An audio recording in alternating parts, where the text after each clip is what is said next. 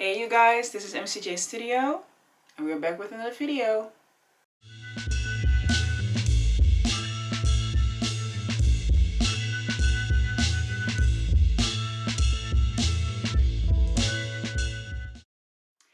Hey you guys, welcome back to the channel MCJ Studio. My name is Marilfa and I'm so pleased to be back with you. I missed y'all a lot. Now before I start rambling, talking and sharing all my thoughts with you, I want you to press that subscription button. Press that button. I see that a couple of people have joined the channel.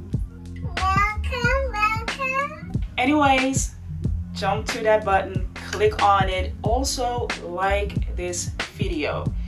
You're already here. You already know that you're gonna like the video and you'll like the content that I'm producing for you. So why not just clicking on that button?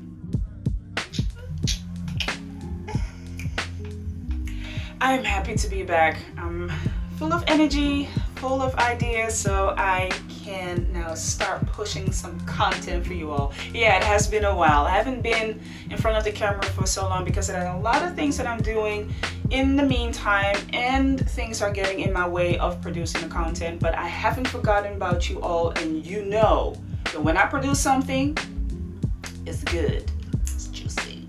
So today I wanted to talk about how I started to paint, and I wanted to bring it from a different light, from a different perspective. I don't want to come with this whole boring story of where I started way back in somewhere in the timeline.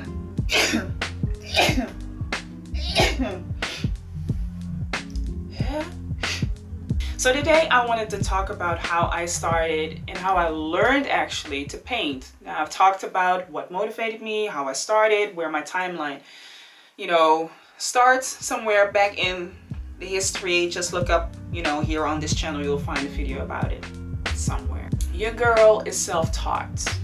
Okay, that's the first thing I can start with in this video. I'm a self-taught artist. Pretty much am. Now listen, I didn't start out with me already knowing what it is that I wanted to paint and how I would start with that journey. Even with my journey before I started painting, when I was more into illustrating and sketching, even then I wasn't all too sure about how I could develop my own talent and my skills and where I would learn a lot of the things that I now know. And I gotta tell you, most of it comes from me being a visual learner and also pretty much very obsessive with how I learn. I'm very obsessive, yeah.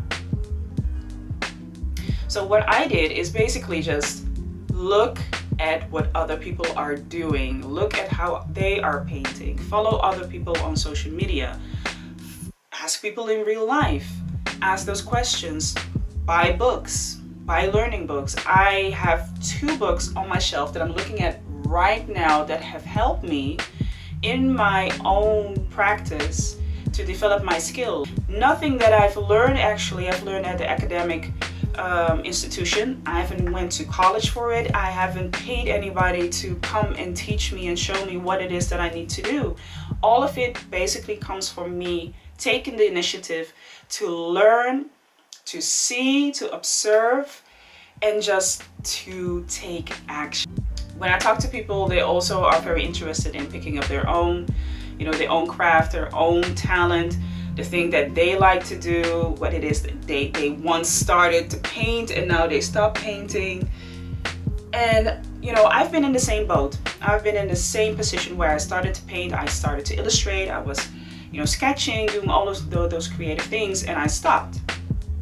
Picked them up, stopped. Picked them up, stopped. So basically, for me, if I could just sum it all up, how I started, it comes from a place where I just felt that I could not let it go. I could not let the urge go of creating things with my own hands, of visualizing making something and then putting that on paper or on canvas or whatever it is that I'm working on. So that was the thing that I could just not let go of. And I was willing to explore each and every single area to figure out for myself, what is it that I like? What am I drawn to? And what type of subject is, very consistent and frequent in my own way of doing art? What is it that interests me? And even though I have a lot of interests and there are a lot of things that really draw my attention, there is a specific subject that comes to the surface that really draws, me in. It draws me in, it locks me in, and it basically just has all of my attention and focus. This is a steady, committed relationship, people. The next thing in this is, of course, why.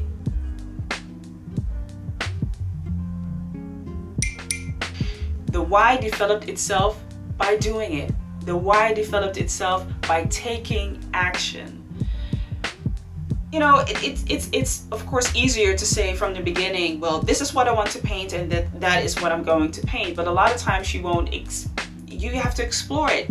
I've painted and drew things that I did not like, and I could say, well, this is not for me. This is not what I want to create. I don't want to paint still life. I just don't want to paint just apples and pears. I mean, I think it's beautiful when people do it, but I don't want to paint landscapes. I don't. To me, it's just boring. It doesn't interest me. It doesn't interest me at all. Okay? To me, I like pop art and I like to dabble in it, but it doesn't interest me enough to do what it is that I do. It is just, no. Just no. No. So that is how I developed my own appetite. What am I hungry for? What do I want to tell? What story do I want to develop?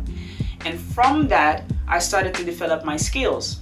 I started to develop my own talent. I knew that if the picture that I wanted to create needs to be painted in a certain way, then you need to actually match your skills for that. And everybody has different skills. I'm not saying that my skills is the way of painting, and I will be the last one telling other people that you have to paint a certain way to be successful or to be considered a painter or professional painter or to be considered an artist in any way.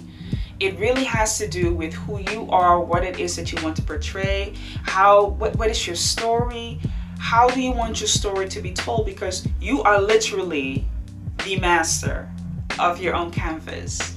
You are literally responsible of telling it in a way that people are being almost drawn into. What are the mediums that I use? In this particular moment, I use oil and I work with acrylic. I use oil paint and I use acrylic. In the beginning, I started with acrylic because that is a really quick way for me to create. It's fast, it dries fast, it has really beautiful vibrant colors, it's easy to use, it is water soluble, and I can mix it with water.